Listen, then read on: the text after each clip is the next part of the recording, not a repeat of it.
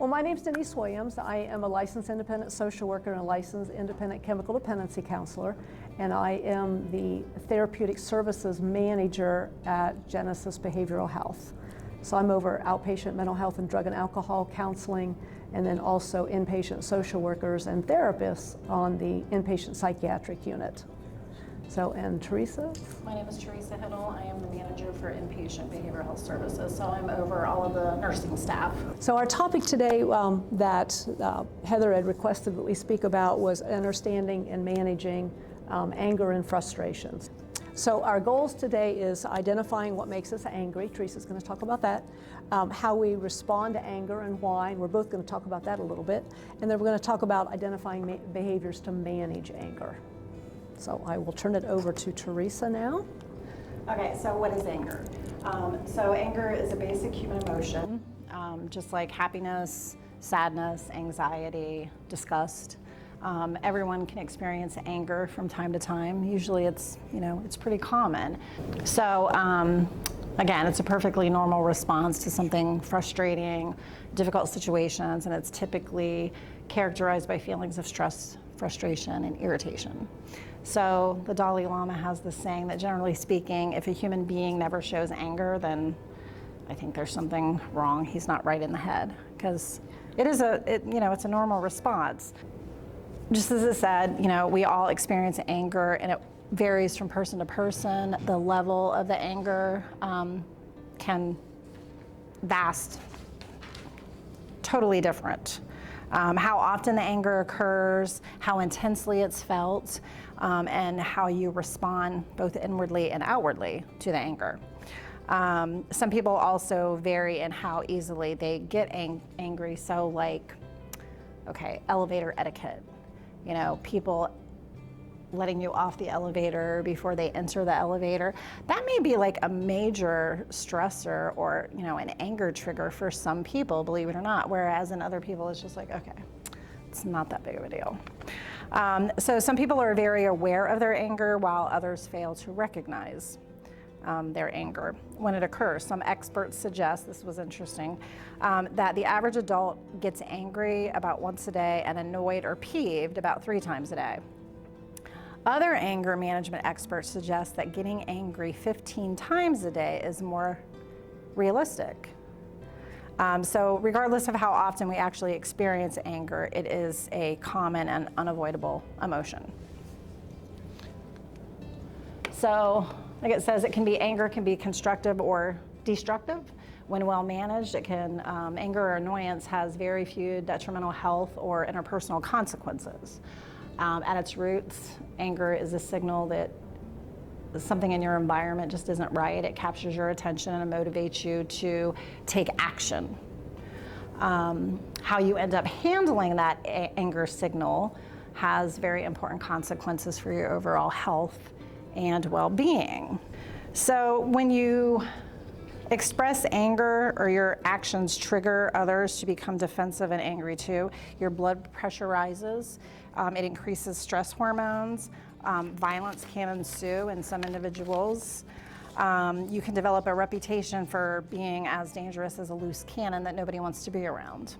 Anger only becomes a problem when it's excessively displayed and begins to affect your daily functioning and the way that you relate to people. It can range in intensity, again, from slight annoyance to rage. It can sometimes be excessive or irrational. In these cases, it's hard to keep the emotion in check and could cause you to behave in ways that you wouldn't normally behave. So what makes us angry?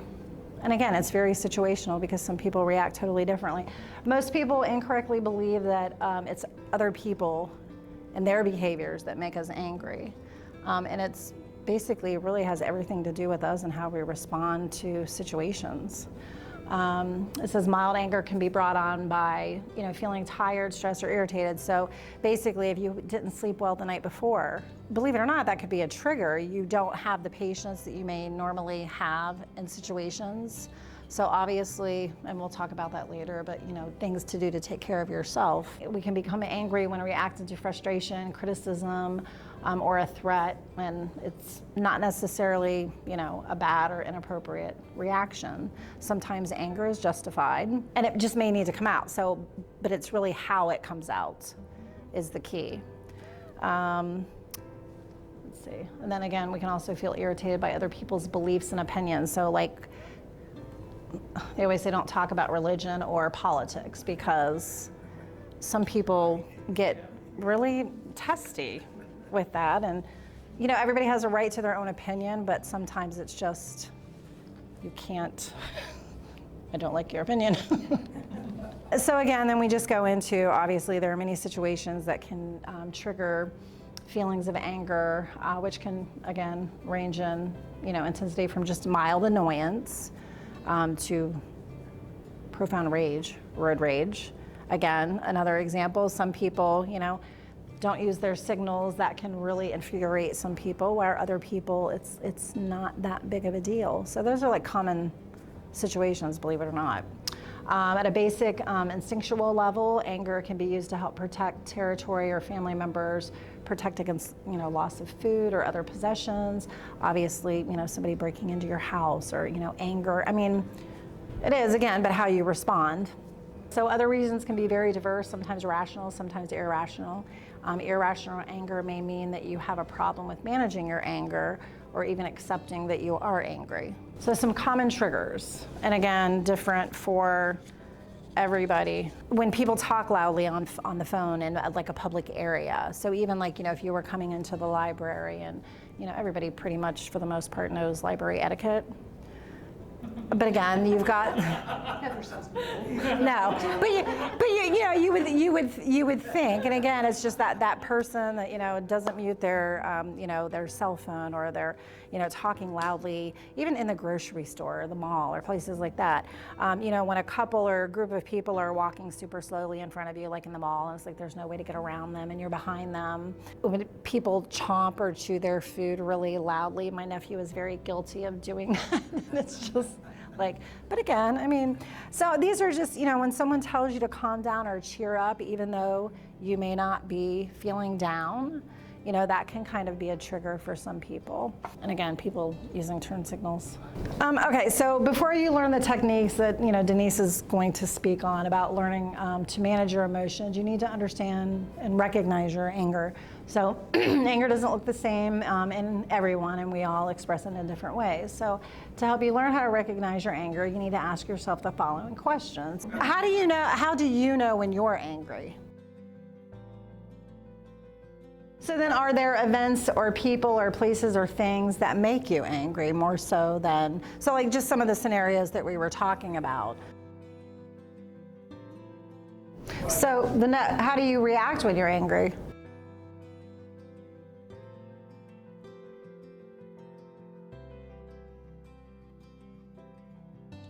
What does anger do? So we talk about when we're angry, the release of the adrenaline and the cortisol.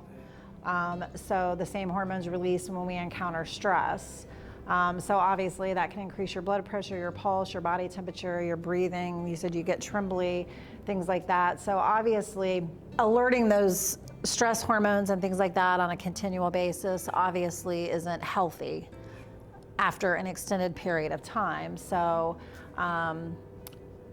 that can lead to more health problems. So yeah, so obviously, you know, long-term effects can be, you know, high blood pressure, which can lead to, you know, stroke, cardiac arrest, sleep problems, obviously, problems with your digestion, then, you know, depression, anxiety. On to Denise for why we react the way we do. All right. So the first question is, why do we react the way we do to anger? And probably the number one answer is, we learn how to react to anger by what was role modeled. So what our family does, what we've seen around us, you know, when you were growing up, how do people respond to anger? And that tends to be what we do. So it's nice to stop and think, like, well, what happened when people were angry? What did they do? Did they stomp off? Did they throw things? Did they, you know, yell? Did they leave? You know, what did they do? Because we tend to do those same things. And even what coping skills? What did they do to relax or unwind or to chill out when they were angry? So it's good to stop and think, what did we see, and how does that compare with what we're doing now? Because we tend to learn, you know, how to behave by whoever raised us. And the other thing that can come about is that we may have learned or developed irrational that we kind of believe. And one, there's several theories, life should be fair, and if we believe life should be fair, we're going to be really upset when life isn't fair. So other people should know how I feel. And again, that's irrational because other people aren't going to know how we feel unless we tell them.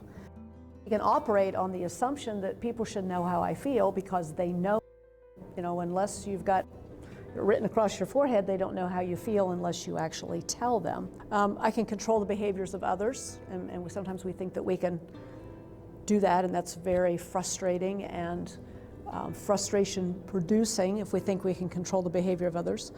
We might have the belief that other people are out to get me, so if someone cuts in front of me on Maple Avenue, then it's like, they're out to get me, and actually, my mom always used to say when someone was doing that, it was like in a hurry to get somewhere, she'd always say, oh, they must have to go to the bathroom. She never let it get to her. It was like, oh, they must have to go to the bathroom. Let them go. They're in a hurry. Let them go.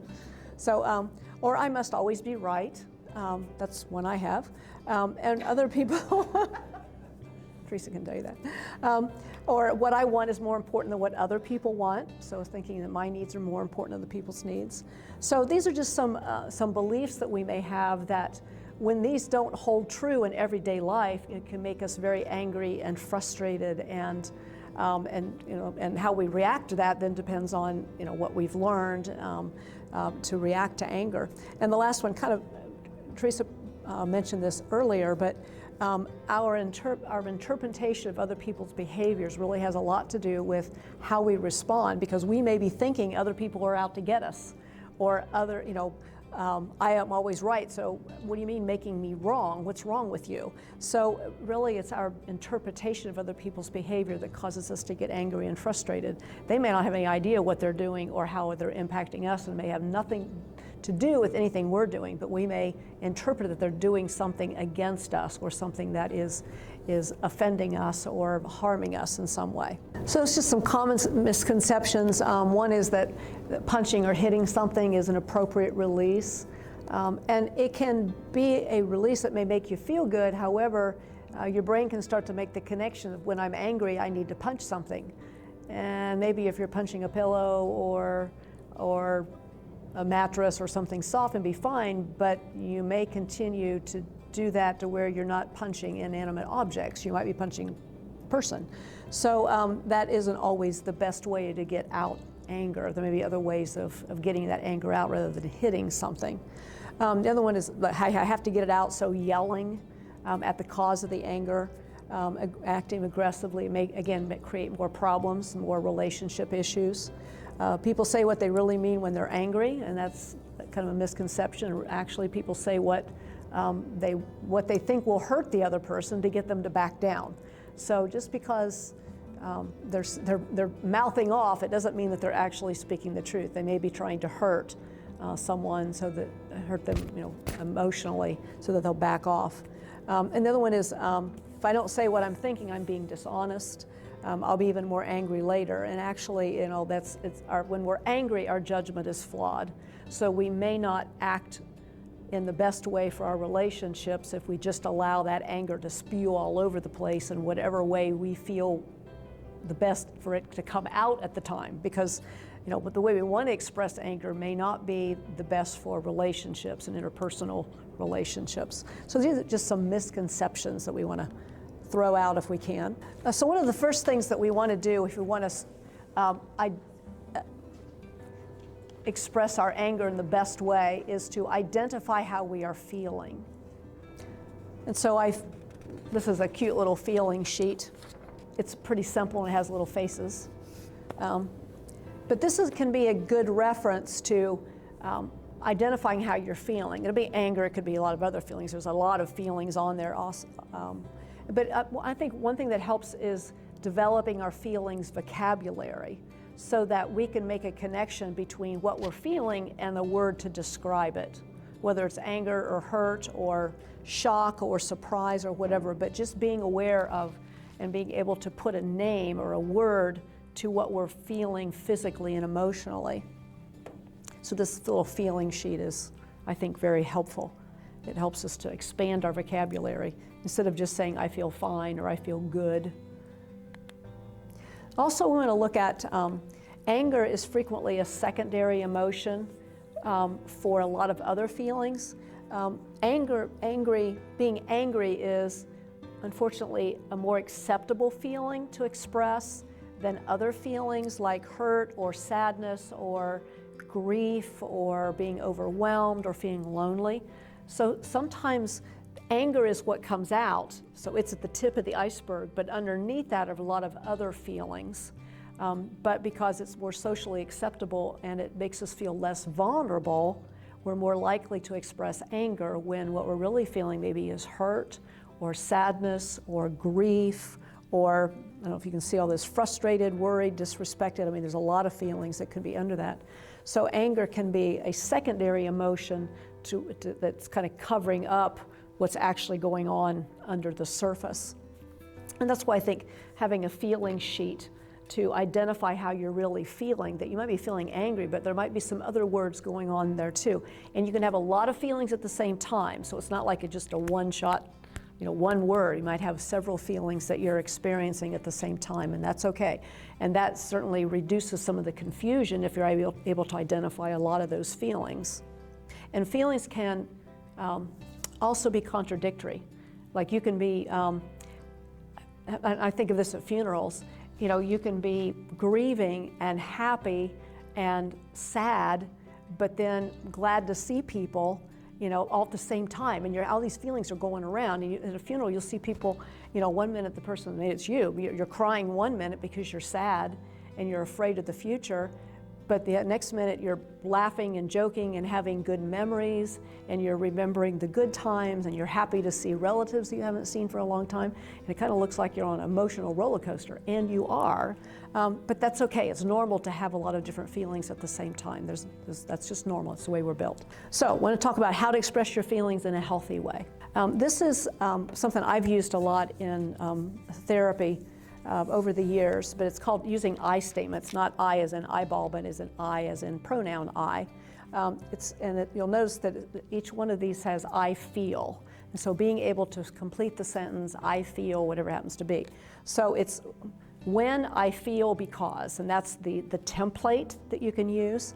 So when something happens, an event, and I've got an example, when you call me names, or when you step on my foot, or when you don't show up for work, or when you don't do your job, or when you come home late for supper, or whatever the event happens to be. So when, and you describe an event, I feel. So then it's using your feeling sheet and how is it you actually feel. It might be angry, it might be frustrated, it might be lonely.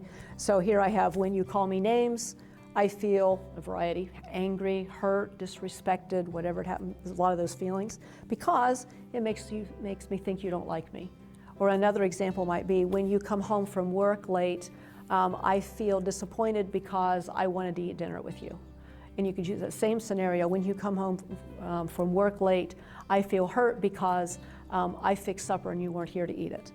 So there's a lot of different ways you can mix that up, but that template of when, I feel, because is a great way of expressing your feelings to someone, because you're not calling them names, you're not being derogatory, you're not insulting them, you're not blaming them. It's a very non-judgmental, neutral way of expressing your feelings. And it's such a way that people can hear you. You're not insulting them or putting them down in any way. You're just neutrally saying, this is the way I feel when this happens. So managing anger, some short-term goals. The first thing, if you find yourself getting angry, the first thing I think is to pause and stop. And we went through some trainings at work where they gave us this little pause button, this little pause sticky. But the idea was to push the button, push the sticker, but to pause, that you don't have to react right away. You don't have to respond immediately. It's okay to stop, take a breath, take a break, take a time out, walk away, say, I'll come back to this later. You need to come back to it later, though, if you do that. But you don't have to respond immediately. That pause is very important. It can give you time to collect your thoughts, collect your feelings, and figure out how you're going to respond in such a way that you're not doing damage to the relationship or the person or whatever. So walk away, hang up, take a time out, count to 10. That's the same philosophy. Scream into a blanket, pillow, whatever. If you need to get something out, you can scream outside, depending on where you live. So, but if you feel that kind of rage and you need to get it out, it's okay to express yourself verbally. Look in the mirror. And I've done this before. It's not pretty. When you're angry, go look in the mirror. When you just take a break, I've been really angry at my husband and go look in the mirror and I think, ooh, that's not good. That's not a look I want to keep. It really changes your perception when you look at yourself when you're angry. Because you realize what the other person is seeing and how ugly that anger really looks. And is that really what you want to come? Is that the image or the impression or the message that you want to send? But look in the mirror the next time you get angry, and that may cause you to cool your jets a little bit. Say, maybe I need to take that pause. Also ask yourself if this recipient of your anger really deserves it. Is it really aimed at them, or are you angry about 15 other things that happened and they're the ones that just pulled the trigger and so you went off on them? So it's something to be aware of. Are you actually throwing your anger out at the person who deserves it, or has this been kind of an accumulation of things over the day and they're the ones that you laid it on? So just be aware. One thing, when you're doing this pause thing, it's a good idea to breathe, to pay attention to your breath, because when we get angry and upset, we tend to breathe very fast and shallow. And so one thing, we're going to talk a little bit meditation, breathing a little bit here, but slow down your breathing and start to breathe out longer than you breathe in. So maybe count to 4 when you breathe in, count to 5 when you breathe out, so that you're slowing down your breath. Because when you slow down your breath, it slows down your heart rate, your blood pressure, everything calms down a little bit. And you're kind of clearing your head so that you're not acting irrationally and doing something stupid when you're in that angry state of mind. Okay, short-term goals continued. Also, you want to ask yourself, how am I feeling and why? So it's looking at that iceberg that we talked about. What other feelings are going on? Is it anger and other things going on under the anger? What will be the benefit if I continue to express my anger? What might happen if I walk away? How might the other person be seeing the situation? Because it's always beneficial to look at it from the other person's perspective if you can stop and look at it, because their perception may be very different than yours, and you may be going off and that's not what they're thinking at all. They're maybe completely misunderstanding what's happening. And I like these last 2 questions. 2 hours from now, are you going to be wishing you'd handled it differently? And the last one is, will this be important a day from now, a week from now, or a year from now? I like Stephen Carlson, I believe is his book, Don't Sweat the Little Things. And one thing he says in there is, like, when you're presented with a problem and it's really bothering you, stop and think about, is this going to make a big difference a year from now? And a year from now, are you even going to remember it? And chances are, a year, May 10th, 2021, we probably have no recollection of what it was we were stressed and worried about on that day. But whatever we're dealing with today, we think, oh my God, it's the worst thing that could ever happen. But a year from now, it's like, we will not remember what was going on today. But at the moment, it feels like it's very important. So to kind of get things into perspective as to what's really worth our time, energy, frustration, and anger. So practice this skill now. Think back to the last time you were angry and ask yourself each of these questions. And you don't need to answer out loud if you don't want to, but just stop and think about, what was that like for you, and would you answer the questions differently now, today, than what you would have maybe when it happened. The next one is watch what you say when you're angry, which we kind of touched on that a little bit, but these are some things you definitely don't want to do. Don't call names. Don't criticize the person's feelings or opinions, because they're going to get defensive right away. Don't be insensitive. If you're angry at this person, you probably care about them. If you're angry, there's probably some relationship there, otherwise you wouldn't care.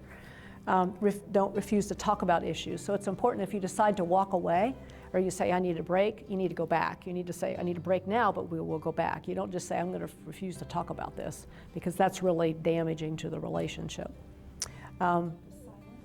Yeah, the silent treatment, yeah. Yeah, not good. Accusing the person of things, not letting go of old issues that are once resolved. Bringing up the past is very detrimental to relationships and anger. And if it's past, it's past. You can't do anything about it. They can't do anything about it. Bringing up what happened last year is irrelevant because nobody in the room can do anything about it. So you're really just dredging up old stuff just to fight and just to argue at this point. Not being willing to communicate when you're hurt or angered. Again, you need to go back and address it later. And expecting other people to know how you're feeling without telling them. And so you're expecting people to read your mind. And if I always say, I want you to read my mind, but then really I don't want you to read everything in my mind. So it's, I'm going to be selective about what I want you to mind read, and that's typically the case. We may say, well, yeah, you should read my mind, but do you really want them reading your mind all the time, or just when you want them to know what you're thinking and you don't want to say it? So just be aware of that. If you're wanting people to read your mind, do you want them to read everything? So managing anger to some long-term goals. Certainly exercise and physical activity is a great way to expel that anger and frustration, kind of get it out. If you're exercising, it will reduce your stress. You'll be less likely to go off after a lot of little things happen. And it's also hard to be angry and frustrated and stressed when you're physically tired. When you're exercising, that just gets rid of that. Make time to relax regularly, whatever that happens to be. I like doing yoga, and I also like walking. And both of those definitely lower my stress. So you have to figure out what works for you, what lowers stress for you. And it could be, there's a lot of things out there. You have to figure out what's best for you. Get enough sleep. We talked about that. If you're not sleeping, you're not going to be as tolerant to stress and anger and frustration. So you're more likely to go off the edge if you're stressed because you haven't slept well. Avoid drugs and alcohol because they just reduce your inhibitions and you're more likely to do stupid things under the influence, and you really may act out inappropriately. Get creative. A lot of people use creative activities to reduce stress. Music, dancing, painting, anything like that releases tension. We work with someone who is one of the dancing divas, the girls that dance. I mean, she just loves it. That's her way of coping, and that's what she does to manage stress. And so you'll see her. They all go all over the place and do their dancing routine. But anyway, that's whatever it is for you that is creative and relaxing. Journaling is a great way to express your feelings. And using those I statements, I feel hurt, I feel sad, I feel lonely, I feel whatever. But being able to write about your feelings, because it's a way of getting it out. And I know been at different times in my life where I have journaled and written things down. Because, and the way I look at it is, when it's in my head, it's all kind of jumbled up. It's just kind of knotted feelings and words, but if I have to write it down, it forces me to clarify what I'm thinking and feeling, because I've got to put what's in here on paper in words, and that helps me to clarify it.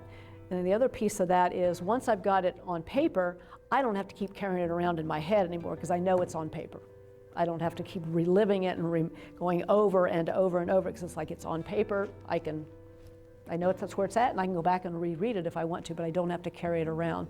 So journaling can be an excellent way for those who that works for. It can be a good way of getting those feelings out. Another thing I've found, if I have something, if I need to say some I statements to somebody, and I want to practice it before I say it to somebody, I may write down those I statements and write them on a piece of paper and then say them to somebody, because that way I've already practiced it.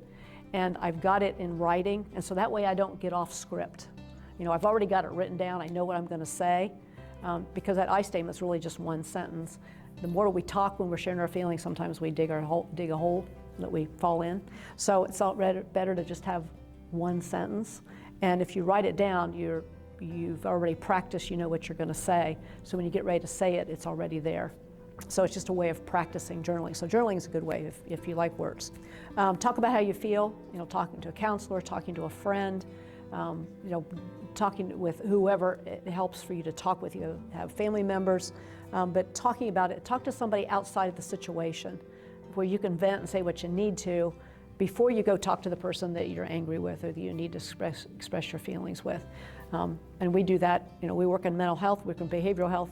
We do a lot of venting among ourselves. We know that that's important. Teresa comes to my office all the time and vents.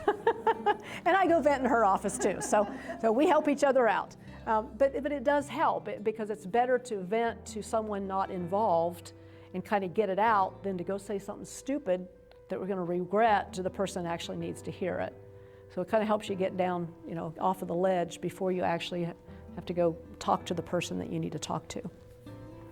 Meditation is a great way to relieve stress and anxiety. So we're gonna do that here. All right, well, I've got a short little relaxation exercise if you guys are in for this. So what I'm gonna have you do, and just go ahead and close your eyes. And we're not gonna watch you, we're all gonna have our eyes closed, so don't worry about what you look like. This meditation focuses on our physical sensations and tension that you might be holding in your body. And anger is experienced not just in our thoughts and emotions, but also throughout the entire body. So focusing on the physical manifestation of your anger helps boost your awareness of where you are holding it and allows you to consciously release it. So I'm going to walk you through the steps and give you some directions. So as you breathe, focus your attention on your feet. Okay, wiggle your toes. Flex and point your feet. And imagine the muscles of your feet letting go of anger.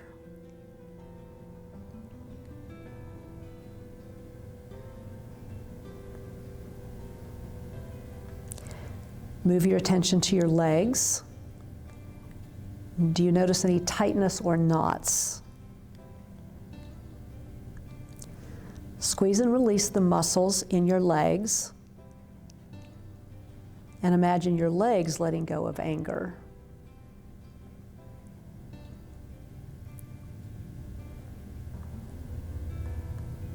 Now focus on your torso. Is there any anger resting in your gut? And what is your heart doing?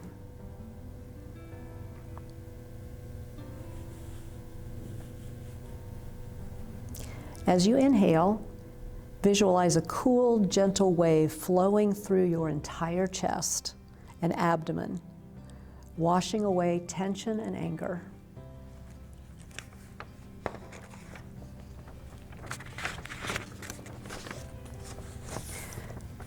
Feel your neck and shoulders, and roll your shoulders a few times.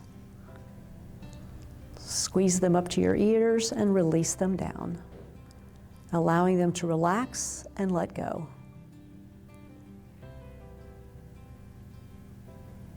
Move your neck around, releasing any knots of anger.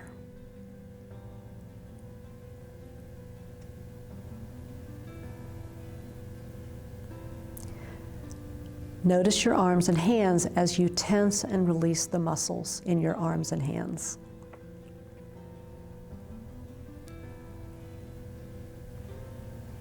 Curl your fingers into fists and release them. And then give them a gentle shake. Picturing anger and tension running off and away.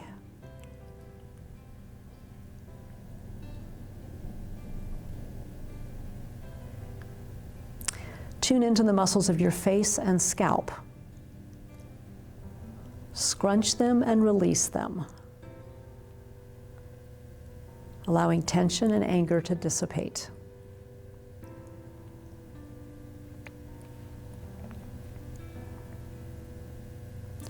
Scan your whole body again from head to toe and attend to any lingering tension.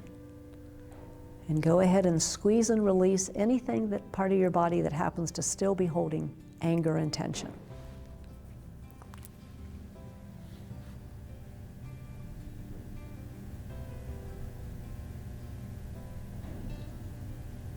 Visualize the anger draining out of your body and away from you.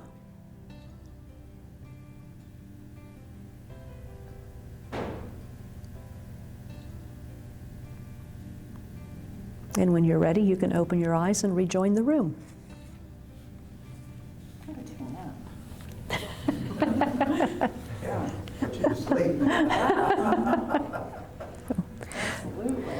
So did anybody find any places in their body that was holding anger? Your thighs? Okay. Okay. My forehead. Your forehead? Uh-huh. Okay. Yeah, I get a lot in my face and my scalp and my shoulders, a lot in my shoulders. And I take yoga, and one thing I learned in yoga, that a lot of our anger and tension, we hold it in our hips as well. And I didn't realize that until we were doing these yoga moves. And so that was kind of interesting too, that around our torso and our hips, we hold a lot of feelings. It could be anger, it could be other, yeah. So just something to be aware of. All right, well, that's the end of our presentation. Well, thank you very much.